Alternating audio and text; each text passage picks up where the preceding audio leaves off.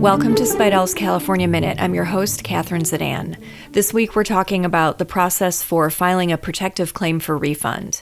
Speidel's California Tax Letter is a monthly newsletter that will ensure both you and your clients are up to date with California tax law changes. You can get subscription details and download a sample issue at speidel.com under Publications. Following our May 5th flash email on the appellate court decision in Garcia-Rojas versus FTB, which held that a sole proprietor that engages in one business activity and receives compensation from one corporation is not a unitary business, we've been getting questions on the process for filing protective claims for refund. A protective claim for refund is a claim or an amended return filed to protect a taxpayer's right to a potential refund or credit. A protective claim is based on a contingent event for a taxable period, and it protects an otherwise expiring statute of limitations from closing.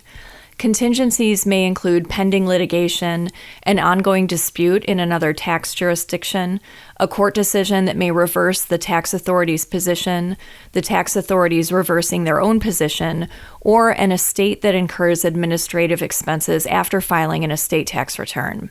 For most tax jurisdictions, a protective claim is valid if it is filed before the expiration of the normal statutory refund claim period and identifies the contingencies affecting the claim and states the grounds for the claim.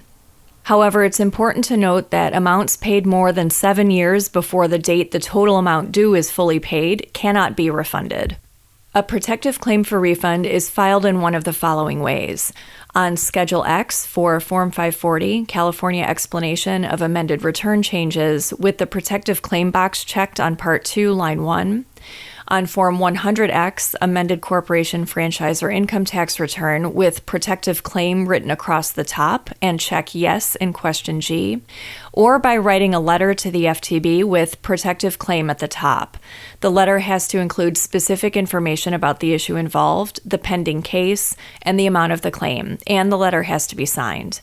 The FTB lists on their website the addresses for mailing protective claims. The FTB has 6 months to take action on the claim for refund. Otherwise, the claim is deemed denied and the taxpayer can file an appeal with the Office of Tax Appeals or file suit in a court of law.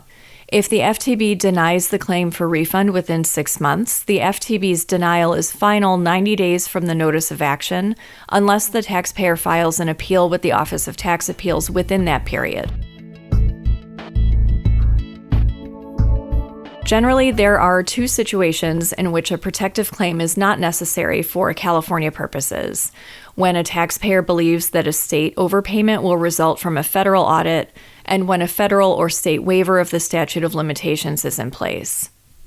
RNTC Section 19311 states that if a change or correction is made or allowed by the IRS, the taxpayer can file an FTB claim for refund resulting from the federal adjustment within 2 years from the date of the final federal determination. The adjustment does not have to affect federal tax liability. It can be any change to income, deduction, or credit items, regardless of whether the tax liability changes. Get updated on developments to California's pass-through entity elective tax at Speidel's 2-hour live webinar on May 19th.